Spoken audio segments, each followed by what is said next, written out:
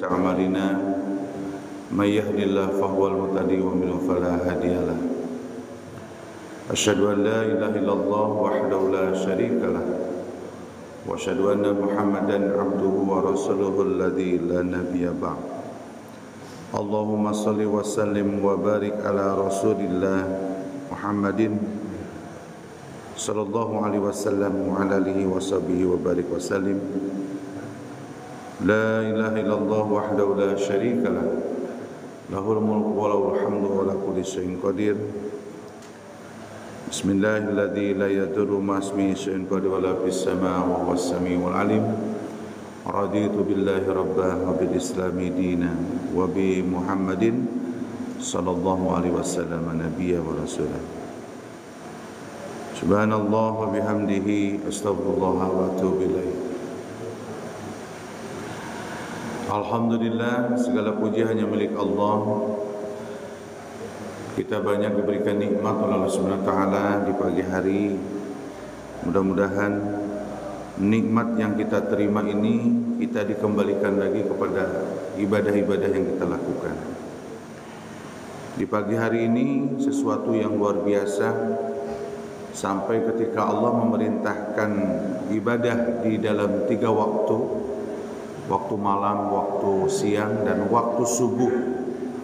Tetapi di dalam ayat itu, dalam surat Al-Isra, surat ke-17 ayat 78 atau 77, itu diulang waktu subuh ini. Karena Allah memerintahkan begini, aqimis sholata liduluki syamsi ila ghasaqil lail wa Qur'an al-fajri. Kata Allah itu, tegakkanlah salat itu di malam hari, di siang hari, dan di pagi hari. Tapi apa kalimatnya? Inna Qur'an al-fajri kana masyhuda. Dan sesungguhnya di waktu pagi ini Allah dan para malaikat itu menyaksikan kepada hamba.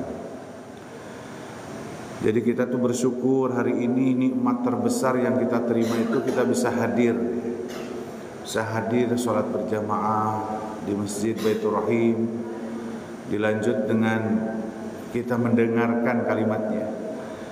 Saya ini petugas hanya menyampaikan sistematika dakwah hari ini, hanya menyampaikan dari beberapa pemahaman ataupun ulama yang telah menyampaikan.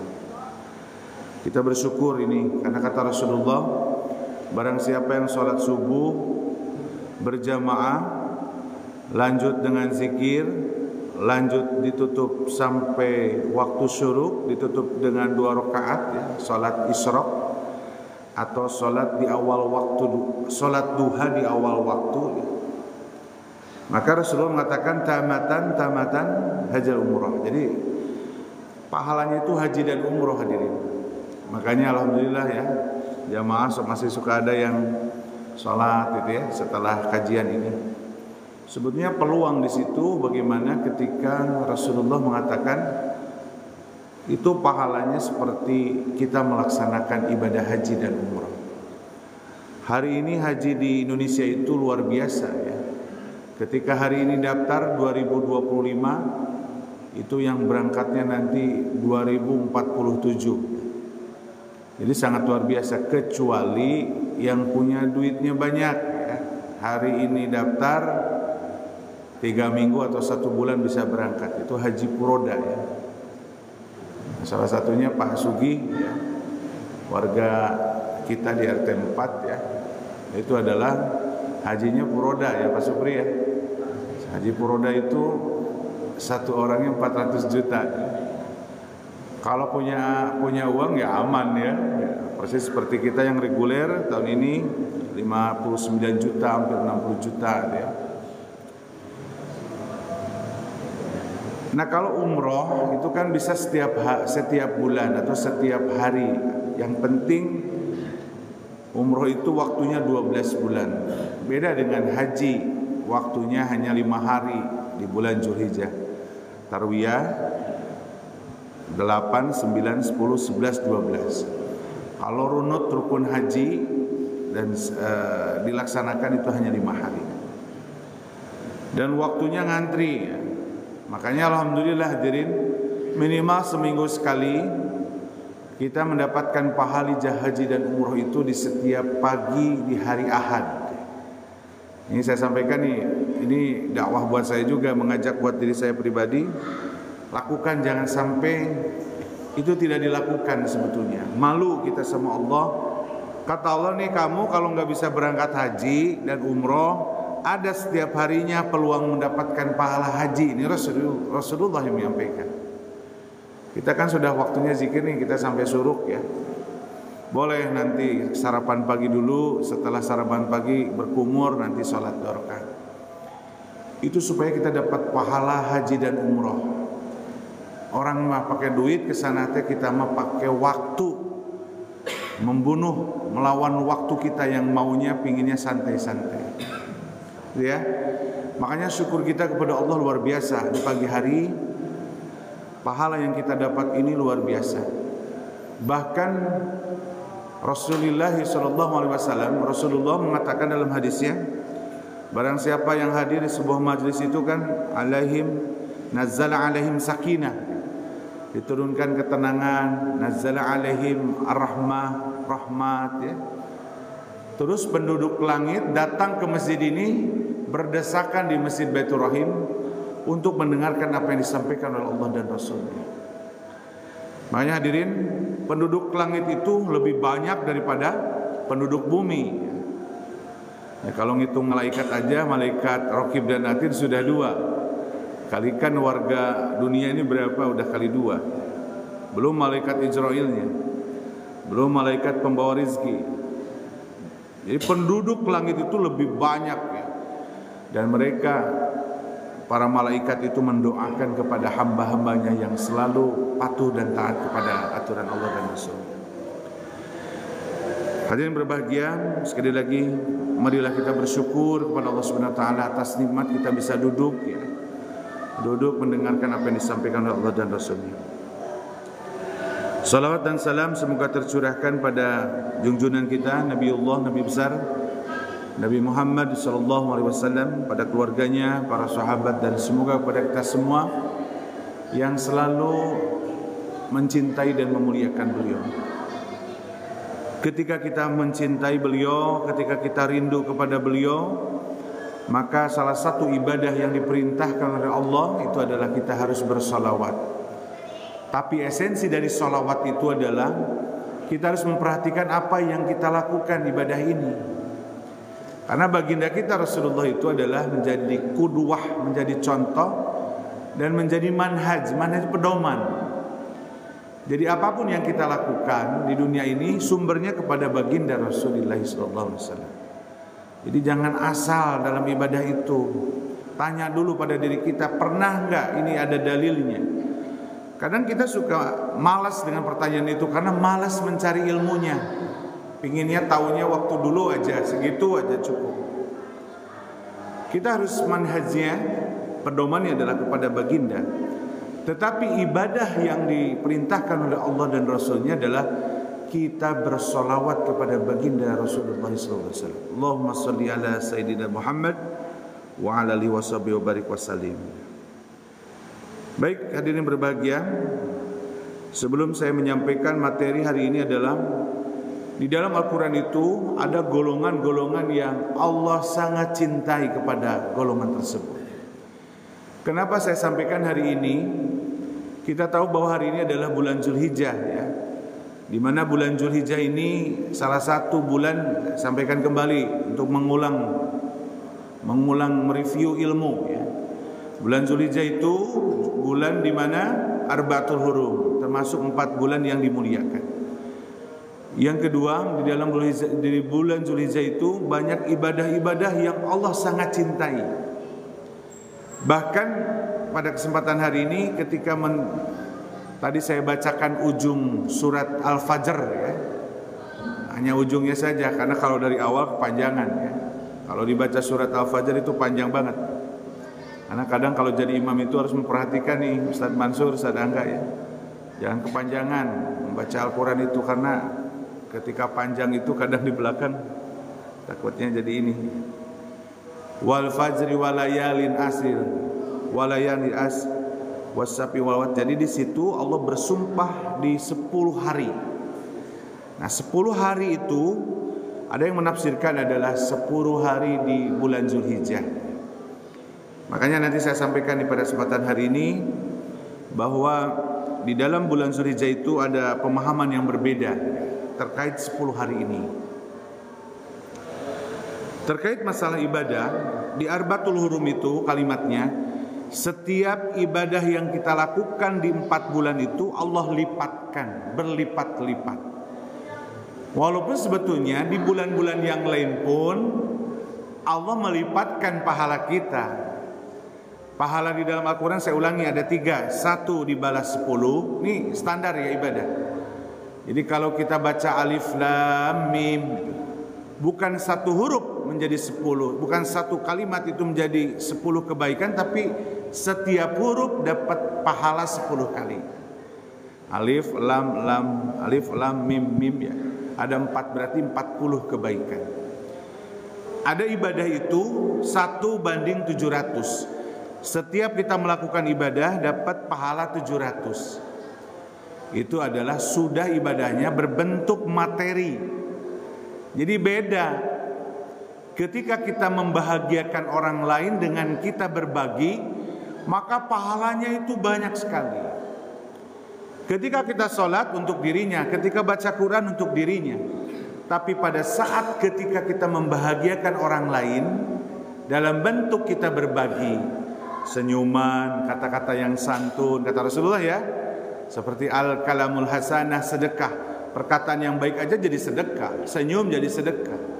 Berbagi materi yang kita punya untuk berbagi dalam berbagai kegiatan, salah satunya kalau bulan Zulhijjah itu di ibadah kurban.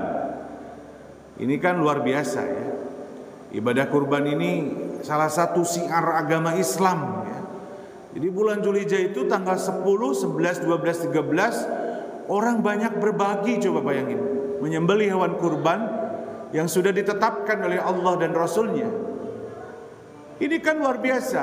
Dan itulah adalah yang terbaik ketika seseorang beribadah. 1 banding 700.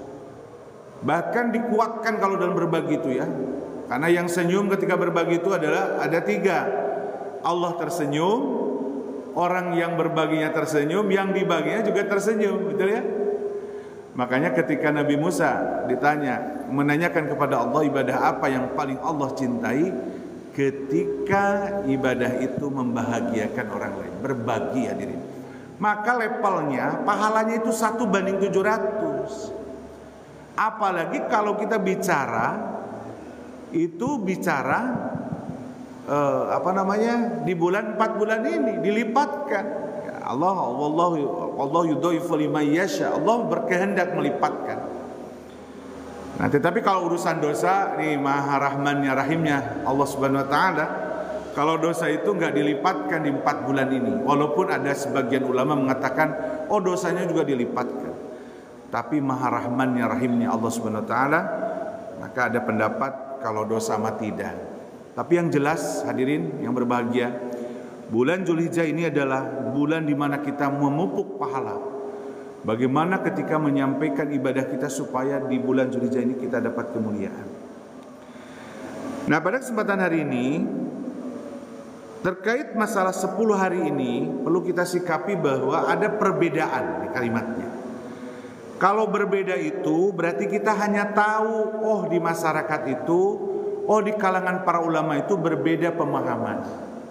Masalah hukum kurban aja kan berbeda pemahaman. Semalam Ustaz Haji Muhtadin ya, itu teman sahabat saya itu. Ya, beliau menyampaikan kurban itu hukumnya sunnah muakkadah. Beliau menyampaikan ada hadisnya man kana sa'atan falam yudhah fala yuqrabana musallana. Katanya beliau begitu. Karena ini speakernya keras ya, jadi terdengar. Dalam hukum kurban aja ada perbedaan, ada yang wajib kepada yang mampu, yang kedua sunnah muakkadah. Ini perlu disampaikan. Kenapa? Supaya kita menjadi ilmunya ada tambahan ilmunya, hasanah keilmuan.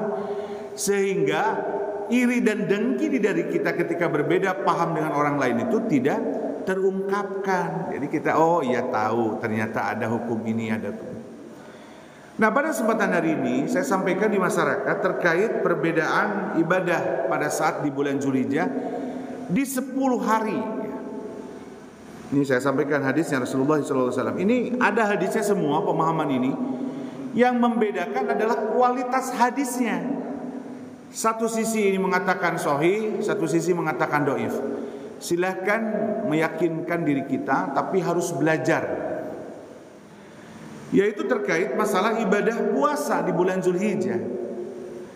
Pendapat yang pertama,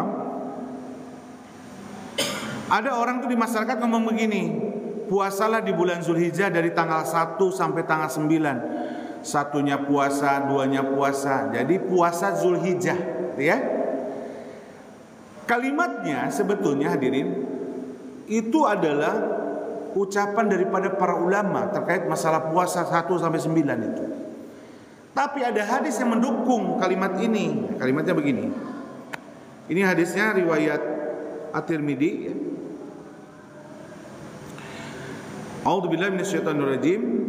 Bismillahirrahmanirrahim. Ma min ayyamin ahabbu ilallahi ayu ta'abada lahu fiha min asrin dil hijjah. Jadi kata Rasulullah SAW, tidak ada hari yang lebih dicintai Allah Subhanahu Wa Taala dalam beribadah itu dalam 10 hari di bulan Zulhijjah, bulan haji. Gak ada sebuah perintah dalam hadis kata Rasulullah kamu puasa tanggal 1, 2, 3, 4, 9. Coba jamin siapa ulama yang menyampaikan itu? Gak ada hadis.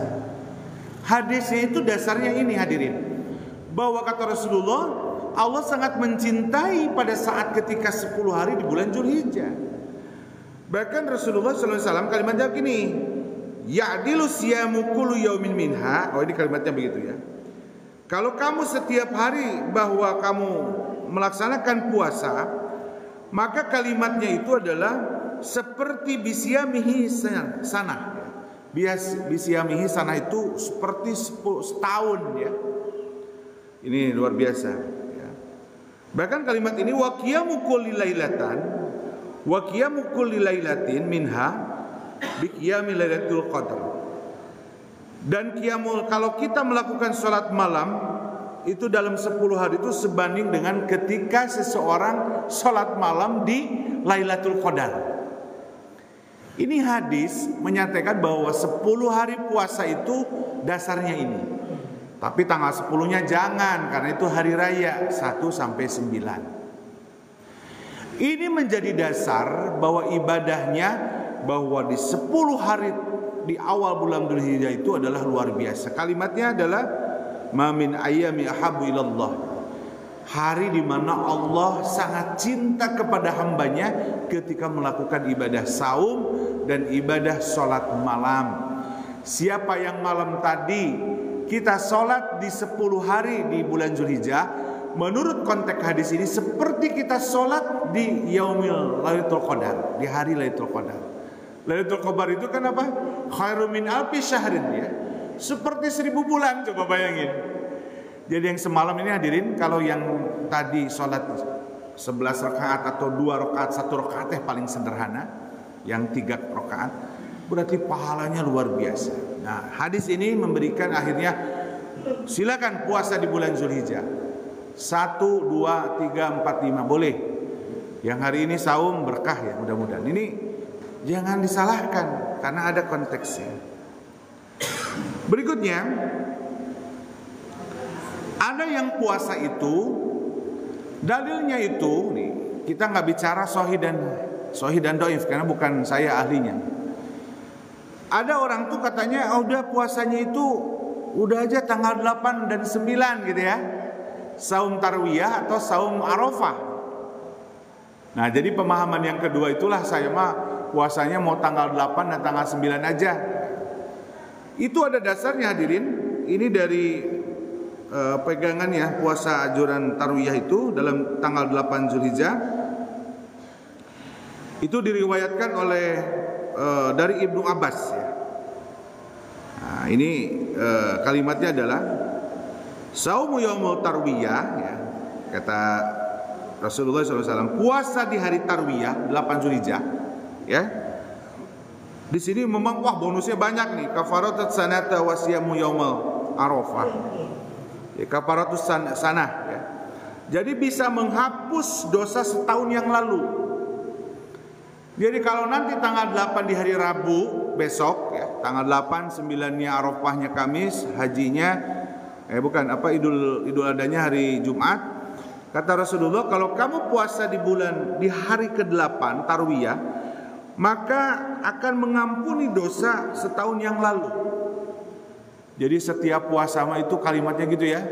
Ketika Ramadan, man shoma Ramadan imanan wa ihtisaban gufrillahu ma taqaddama min dami. Allah ampuni dosa setahun. Bayangin aja. Kita kalau nggak masuk surga itu, aduh sayang banget ya. Karena banyak bonus yang Allah sampaikan kepada kita. Puasa Ramadan menghapuskan dosa kita. Sekarang kita masuk kepada puasa di bulan Zulhijjah, juga Allah hapuskan dalam 1 tahun ke belakang. Tapi di sini wasaumu yaum Arafah. Tapi kalau kamu nanti puasa lanjut dengan puasa Arafah, puasa tanggal 9, maka kata Rasulullah SAW itu akan mengampuni dosa 2 tahun, jadi sebelum dan sesudahnya. Wah, luar biasa ya. Jadi kalau ada yang ibadah saumnya hebat, nih pahalanya itu adalah bonusnya, Allah gugurkan dosa-dosanya. Gitu ya. Jadi pendapat yang pertama 1 sampai 9 boleh. Jadi jangan disalahin. Ada yang ngomong udah tanggal 8 9 aja, nggak apa-apa. Dan yang terakhir, pendapat yang terakhir itu adalah yang hanya 1 hari saja. Daimah puasa teh yang udud yang minum. Jadi puasanya cuma tanggal Arafah ini hadisnya banyak, makanya ini tidak ada pertentangan. Jadi sepakat ulama tanggal 9 mah tidak apa-apa. Jadi nggak ada sama sekali yang mengatakan puasa Arafah itu dalilnya nggak kuat, bahkan mutawatir. Mutawatir banyak riwayatnya. Kalau yang pertama tadi 1 sampai 9 ada yang mengatakan nggak usah aja, itu mah perlu kita mempermasalahkan itu. Ada 3 aja lah saya sampaikan. 1 sampai 9 silahkan. Yang kedua adalah puasa tanggal 8 9. Yang ketiga puasa tanggal 9 saja. Tapi ada yang keempat, puasa di bulan Zulhijjah itu memakai puasa yang saumnya dalilnya kuat, yaitu puasa Daud dan puasa Senin Kemis. Jadi kayak ibu saya itu saumnya itu tanggal 10 hari itu dia tanggal 1 saum, tanggal 2 batal, tanggal 3 saum, tanggal 4 batal, 5 saum, 7 saum, 9 Arafah. Itu puasa Daudnya di 10 hari puasanya dapat, gitu ya. Nggak ada apa-apa, gitu ya. Yang penting ibadah saum. Yang nggak bagus itu Pak Supri nggak saum sama sekali. Nah ini yang terakhir puasa Arafah saya sampaikan.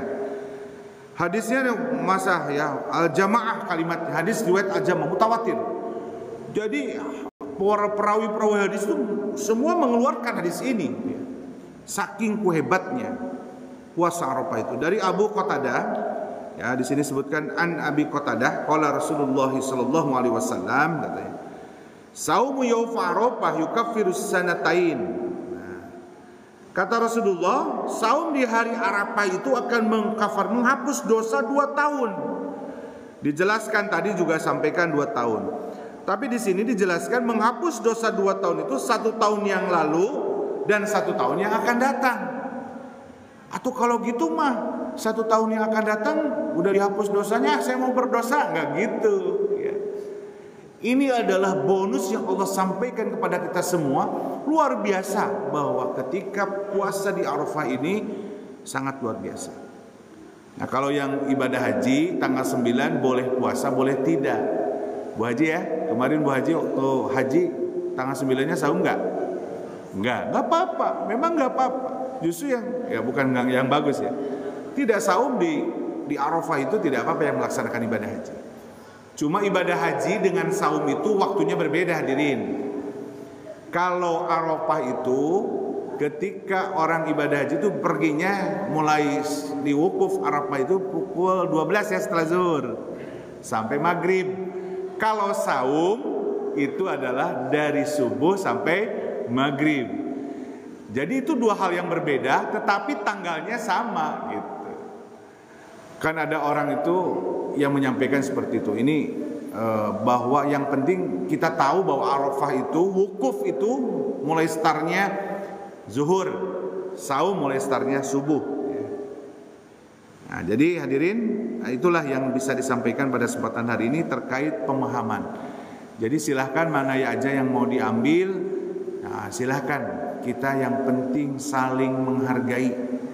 Kalau sudah tidak saling menghargai dan memahami perbedaan, biasanya suka beda sikapnya. Ini hatinya belum lembut sebetulnya. Kalau orang-orang yang hatinya lembut itu pasti melihat sesuatu yang berbeda itu easy going aja, ya, santai. Ya. Yang penting ada dalilnya. Adapun nanti sahih dan dhaif itu urusan nanti di hadapan Allah. Kalau dia belajar, meyakini, berijtihad bahwa dia sudah belajar, lalu meyakini itu ada dalil dari Rasulullah, ya sudah. Nah, itu yang harus kita pahami dalam masalah ibadah. Baik, hadirin berbahagia. Sekarang materinya itu saya akan sampaikan ada pribadi-pribadi, ada golongan-golongan yang Allah sangat cintai nih. Jadi kalau dilihat dari literatur, di kalimat Al-Quran itu kurang lebih ada 8 golongan manusia yang disebutkan Allah sangat cinta. Jadi kalau kalimatnya itu dalam surat Al-Maidah, surat kelima ayat 4 itu yuhibbuhum wa yuhibbunnahu. Allah mencintai mereka, mereka pun pasti mencintai Allah. Siapa mereka itu? Ya, kita akan bahas satu-satu. Tapi kalau hari ini kita lihat jam saja. Kalau jamnya sudah sampai kita hanya 2, berarti 2 saja. Kalimatnya di dalam Al-Quran itu Allah sampaikan di dalam surat di sini suratnya surat Al-Baqarah ayat 165. Ada sebuah kalimat yang Allah mengatakan begini, walladzina amanu asyaddu hubban lillah. Jadi ceritanya Allah itu ada orang yang Allah asyaddu itu asyaddu hubban lillah. Allah sangat cinta. Coba. Ketika kita sangat cinta saja itu ya kepada makhluk, wah, orang kalau sudah jatuh cinta, pokoknya dunia ini terasa tidak ada orang lain pun ya, hanya kita berdua saja. Artinya bahwa ketika Allah sangat cinta kepada hambanya, maka itu menjadi spesialisasi. Teringat dengan kisahnya Nabi Ibrahim alaihissalam, kakeknya Nabi Muhammad SAW, itu kan gelarnya itu Nabi Ibrahim itu apa? Khalilullah, kekasih Allah. Jadi ada hamba Allah yang sangat dicintai oleh Allah Subhanahu wa taala. Siapa? Nabi Ibrahim alaihissalam. Berikutnya Nabi Muhammad SAW. Nabi Muhammad spesial lah, nggak ada yang ngalahin ya. Tapi kalau kita bicara bulan Zulhijjah, Nabi Ibrahim itu gelarnya Khalilullah. Nah, di sini pun kita kalau ingin mendapatkan gelar Khalilullah, dicintai oleh Allah Subhanahu wa taala, Al-Maidah sudah menyampaikan yuhibbuhum wa yuhibbunnahu. Allah sangat mencintai mereka, mereka pun mencintai Allah. Nah, kalimat di dalam surat Al-Baqarah surat kedua ayat 165 itu walladzina amanu asyaddu hubban lillah. Jadi orang-orang itu sangat dicintai, hadirin. Nih, kita mau pertanyaannya, mau nggak kita masuk orang yang dicintai oleh Allah Subhanahu wa taala? Ya pasti mau. Kalau mau masuk ke golongan ini, kita coba lihat ya. Yang pertama nih, setidaknya paling tidak ada 8 jenis pribadi yang Allah sangat cintai. Nanti setelah mendengar ini, pulang-pulang Pak Supri ngaca, lihat diri saya, diri kita semua. Kita tuh masuk golongan mananya gitu ya. Nah, kalau belum masuk, bismillah tuh ya. Ayo kita masuk pada satu golongan aja. Dan golongan-golongan ini sudah kita akrab dengan kalimat-kalimatnya. Ya, yang pertama, kalimat di dalam Al-Quran itu ada kalimat fa innallaha yuhibbu, innallaha yuhibbu, fa innallaha yuhibbu. Nah, kalimatnya sesungguhnya Allah mencintai. Sesungguhnya Allah mencintai. Yang pertama itu kalimatnya adalah disampaikan di dalam surat Ali Imran ayat 76. Allah sampaikan bahwa bala man awfa yadihi wattaqa fa innallaha yuhibbul muttaqin. Nah, ini sudah umum ya. Jadi kata Allah itu bahwa orang yang Allah sangat cinta itu pertama adalah golongan orang yang bertakwa. Ini udah jelas ya, orang takwa itu dicintai oleh Allah. Sampai di dalam surat Al-Hujurat surat ke-49 ayat ke-13 kalau nggak salah ya, Allah sampaikan bahwa kemuliaan seseorang di hadapan mata Allah itu bukan karena jabatan, bukan karena harta kemuliaan itu, tapi karena ketakwaan. Dalilnya sudah umum ya, inna akramakum indallahi atqakum. Sesungguhnya di sisi Allah yang sangat mulia itu adalah orang bertakwa. Ini banyak ya. Dalam hadis Rasulullah, dalam surat Al-Baqarah juga sampai Allah menyampaikan bahwa salah satu bekal katanya ya, bekal ketika menghadap Allah itu adalah fa inna khairuz zadat taqwa. Zadi taqwa. Jadi sesungguhnya bekal yang sangat bagus di mata Allah untuk nanti menghadap Allah itu adalah bekal takwa. Ini sudah umum ya, hadirin yang berbahagia. Dalam hadis Arba'in ya, Rasulullah mengatakan ittaqullaha haitsuma kuntum. Kamu bertakwa dimanapun kamu berada. Jadi bertakwa itu jangan di masjid wungkul, tapi ketika keluar dari masjid, bekerja, apapun yang kita lakukan selama 24 jam, maka kita wajib bertakwa, selalu terjaga kepada Allah dan Rasulnya. Itu ya hadis Rasulullahnya. Ini kalau orang yang bertakwa itu sudah umum lah ya, bahwa kalau orang bertakwa itu, kalau definisi takwa itu kan imtithalul awamirillah wazinabun nawahi. Jadi orang-orang yang selalu melaksanakan perintah Allah dan menjauhinya. Atau dalam Al-Quran bahasanya wa ma takumur rasulu fahudu. Siapa apa-apa yang dibawa oleh baginda dia terima. Nah, orang bertakwa itu begitu. Kalau kata Rasulullah A, dia terima A. Makanya kalimatnya sami'na wa ata'na. Orang bertakwa itu kami dengar ya Rasul, kami dengar ya Allah, dan kami taat. Sudah. Hanya itu saja orang bertakwa itu. Ketakwaannya adalah berdasarkan kepada Allah dan Rasulnya. Nah, poin yang kedua, pribadi yang sangat dicintai Allah Subhanahu wa taala. Banyak sekali ayat ini kalimatnya adalah wallahu yuhibbul muhsinin. Innallaha yuhibbul muhsinin wallahu yuhibbul muhsinin. Di dalam surat Ali Imran ini, surat ketiga ayat 134, ketika Allah menyampaikan orang-orang yang bertakwa, di situ Allah menggambarkan indikator orang bertakwa, tapi di ujungnya Allah menyampaikan sesungguhnya Allah mencintai orang yang berbuat kebaikan. Jadi orang-orang yang berbuat kebaikan itu Allah sangat cinta, apapun ya. Dalam surat yang lain juga sama Allah sampaikan nih. Ini kita, karena ini sudah umum, nanti yang pribadi yang berikutnya. Di dalam surat apa namanya ini? Di dalam surat ayat 48 Allah juga sampaikan, nih suratnya saya lupa nih menyampaikannya. Di dalam surat ini ayat 148 Allah juga menyampaikan ketika memberikan kepada orang-orang yang pahala dunia dan pahala baik di akhirat, kalimatnya fa'atahumullahu thawabad dunya wa husnu thawabal akhirah. Allah berkasih pahala di dunia, pahala di akhirat. Wallahu yuhibbul muhsinin. Allah mencintai orang-orang yang selalu berbuat baik.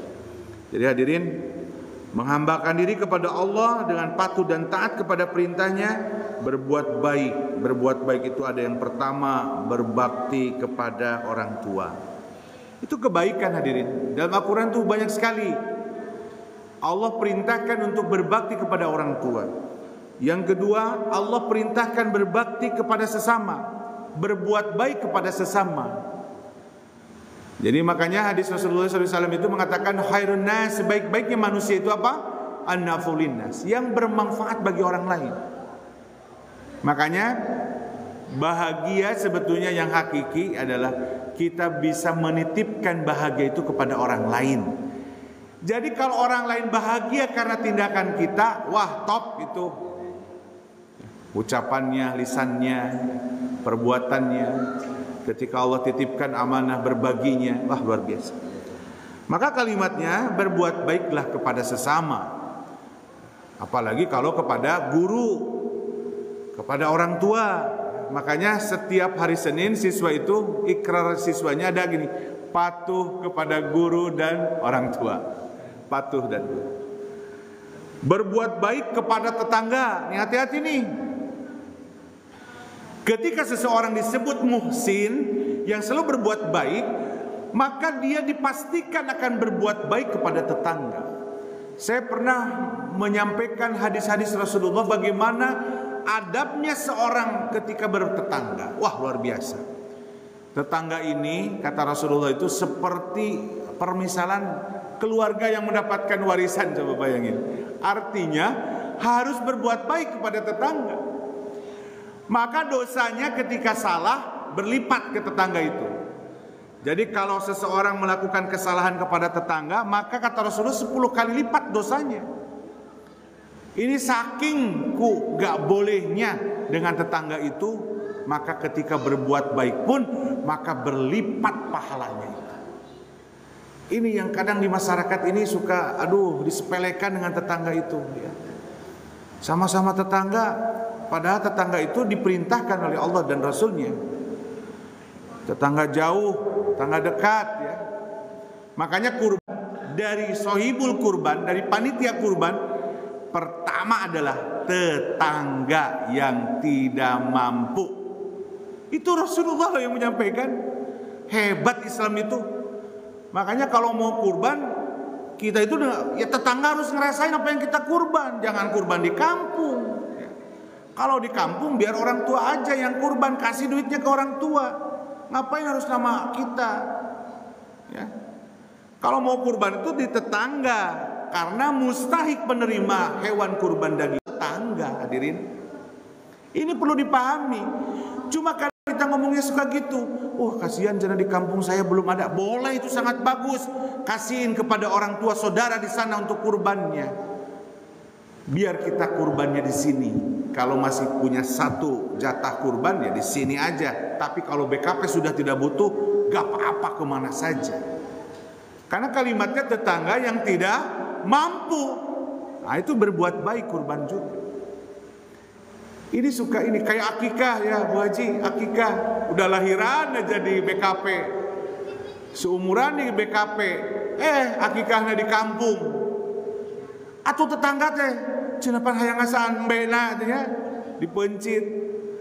Akikah itu ya di tetangga, mustahik pertamanya. Ini Rasulullah yang ngomong, yang menyampaikan. Kita mau taatnya kepada Rasul. Secara manusiawi nggak logis tuh orang ketika nyembelih akikah, tapi nyembelihnya jauh, tidak di tetangga. Ini yang kadang pemahamannya itu kurang dalam. Dalam masalah udhiyah itu, tetangga ini luar biasa hadirin yang berbahagia. Saya pernah menyampaikan ulang ini karena kita bermasyarakat. Ada sahabat Rasulullah mengatakan begini, ya Rasulullah, ada seorang perempuan katanya tetangga saya, sholatnya hebat, ibadahnya hebat, saumnya hebat. Terus apa lagi? Pokoknya ibadahnya top, markotop, hebat gitu ya. Tapi dia lidahnya nyakitin tetangga, ya Rasul gimana? Kata Rasulullah, hiya ahli nar.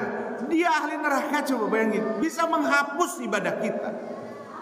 Makanya wajah itu menjadi catatan amal yang luar biasa di masyarakat. Wajah itu sering senyum, jangan kelihatan julid. Cik mulut yang sederhana ngomong teh, "Pak mau kemana?" Nanya. Ulai mah teguk lumpang teh, karepeun tetangga.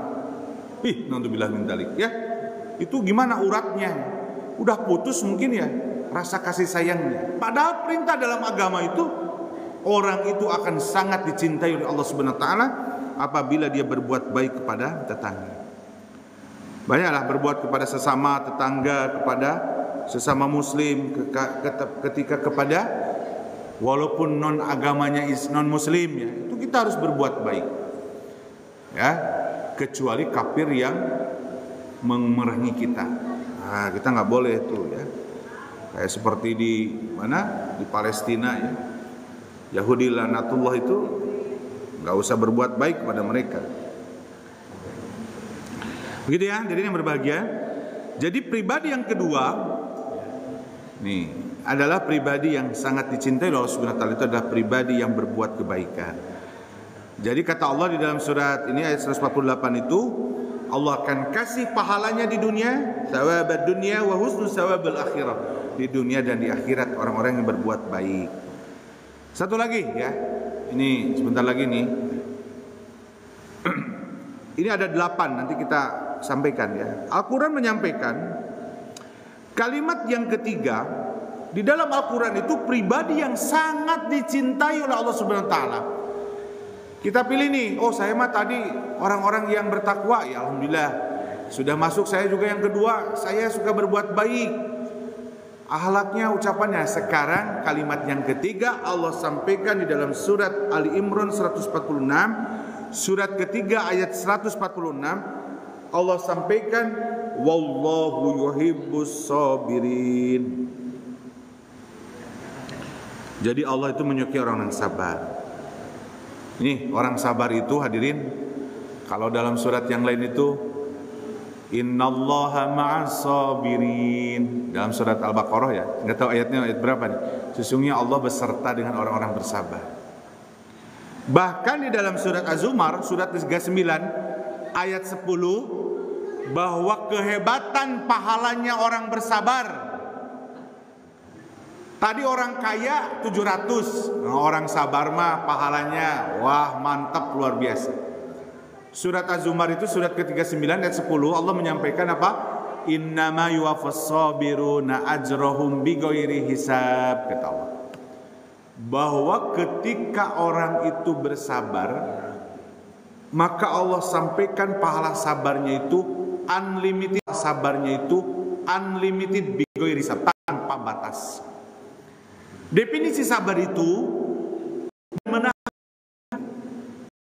Jadi kalau lagi sakit menerima sakit, menahan. Jadi kalau lagi sakit menerima sakit, kita bertahan dengan ekonomi yang secukupnya, tidak sampai kita meminjam kepada uang riba, itu kan mantap itu. Tapi ada orang itu ngikutin gaya hidup ya. Gaya hidupnya nggak sesuai dengan penghasilannya. Oh, dia ngeriba aja minjem gitu ya, supaya kelihatan punya. Itu kan nggak sabar itu. Benar ya? Kalau kita belum mampu untuk beli rumah, ya kita ngontrak gitu kayak gitu ya. Jadi bersabar untuk menahan tidak maksiat.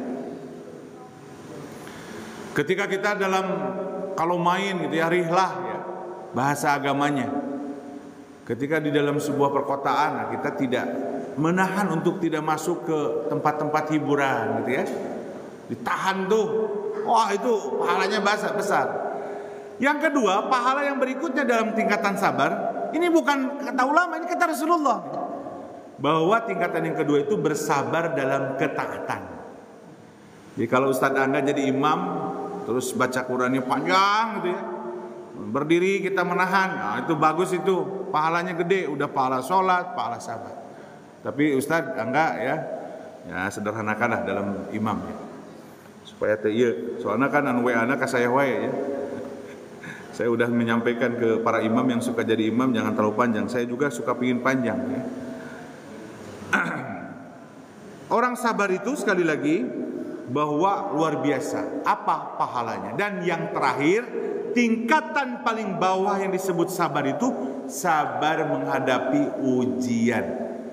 Diberi sakit, sabar ya, nerima, sabar. Nerima apa yang Allah sampaikan. Makanya kalau orang sakit, dia sabar, menerima takdir yang Allah berikan, sabar, apa bonusnya? 2. 1, dapat pahala besar.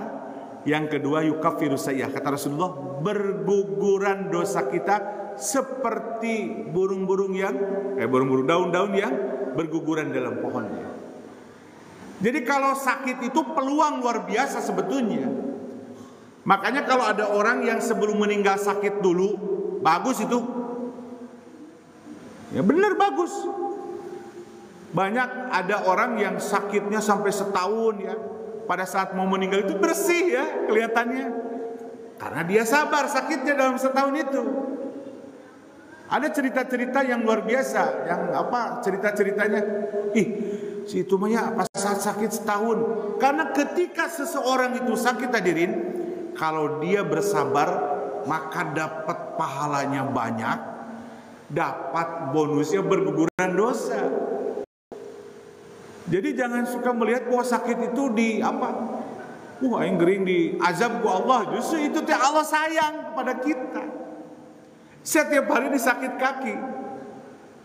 Ya Allah ya Rabbi, kaki itu tiap hari. Tapi saya nikmati ibadah ucapannya, ya Allah, semoga saya tuh banyak dosa. Semoga Allah gugurkan dosa dengan sakit. Makanya kalau ada orang yang sehat terus tuh jangan merasa dimuliakan ya. Bahwa dilupakan sama Allah ya. Allah telah eta pokeun eta mah, enggak usah dikasih sakit. Ketika dikasih sakit itu justru Allah sangat cinta kepada hambanya. Dua, satu dapat pahalanya banyak, yang kedua dapat gugur dosa. Ini kata siapa? Kata Allah dan Rasul. Gitu ya. Makanya kalau ada orang yang sakit itu jangan suka diini. Bahkan ketika orang sakit, kata Rasulullah, doanya makbul. Makanya Bu Haji kalau nengok ke yang sakit itu, kita mendoakan dan kita minta doa ke dia. Jadi kalau saya lagi menjenguk orang yang sakit ataupun yang sedang mendapat musibah, saya selalu mengatakan, doain saya juga ya. Karena doa orang sakit itu lebih manjur daripada orang yang nengok. Kenapa? Karena dia dapat pahala banyak dan digugurkan dosanya. Makanya minta doa ke orang yang sakit itu luar biasa, itu perintah dalam agama, ya. Gitu ya. Maka yang terakhir poinnya, ketika seseorang ada sabar dalam dirinya, bahasanya kunci bahagia adalah ketika seseorang ada sifat sabar dalam dirinya. Ketika kita diberikan ujian sakit, kalau kitanya tidak menerima, apa yang terjadi? Sakitnya nambah ya? Sakitnya nambah. Makanya kunci kebahagiaan adalah sabar. Menerima secara ridho atas takdir yang Allah berikan dan dikembalikan dalam bentuk ibadah-ibadah lagi kepada Allah SWT. Kalau sholatnya nggak bisa berdiri, duduk. Kalau nggak bisa duduk, berbaring. Hebatnya dalam Islam mendapatkan keringanan-keringanan pada saat ketika diberikan kita sakit. Hadirin berbahagia, nanti kita lanjutkan ada keempat, kelima, keenam, tujuh, kedelapan di lain waktu insya Allah. Mungkin pekan depan karena waktu tasrik ya. Nanti kita apakah masih ada kajian pagi untuk di pekan depan, tapi yang jelas lagi posisinya pada saat di hari raya, apakah nanti di off kan dulu, nanti baru pekan depannya kita akan lanjutkan. Itu saja pada kesempatan hari ini. Saya hanya membacakan apa yang disampaikan oleh Allah dan Rasulnya. Ayo sama-sama kita sampaikan kepada Allah dan Rasulnya. Ya Allah, ya Rasul, sami'na, kami dengar ya Allah, kami dengar ya Rasul, sami'na wa ata'na, dan kami akan taat. Hadirkanlah menjadi pribadi-pribadi yang sangat Allah cintai. Kalimatnya walladzina amanu, kalimatnya di dalam surat ini disebutkan walladzina amanu asyaddu ahabba ilallah, asyaddu hubbalillah, bahwa kita termasuk golongan-golongan orang-orang yang Allah sangat cintai. Amin ya rabbal alamin. Demikian yang bisa disampaikan. Mudah-mudahan bermanfaat bagi saya pribadi dan umumnya bagi kita semua. Kita akhiri dengan doa, lalu kita akhiri dengan doa kafaratul majlis ya. Marilah kita berdoa kepada Allah Subhanahu wa taala. Bismillahirrahmanirrahim. Allahumma shalli ala Muhammad wa ali Muhammad kama shallaita ala Ibrahim wa ala ali Ibrahim fil alamin innaka Hamidum Majid. Rabbi ij'alna muqimas shalah wa min dzurriyyati rabbana wa taqabbal du'ana. Subhanakallahumma wa bihamdika asyhadu an la ilaha illa anta astaghfiruka wa atubu ilaik. Demikian aku qouli hadza wa astaghfirullahi wa lakum. Wassalamualaikum warahmatullahi wabarakatuh. Alhamdulillah. Ini waktu suruknya belum ya? Maka itu kita sarapan dulu. Hari ini sarapannya bubur. Buburnya Pak Slamet nih. Sur, jangan pulang, Sur. Lagi saum? Oh.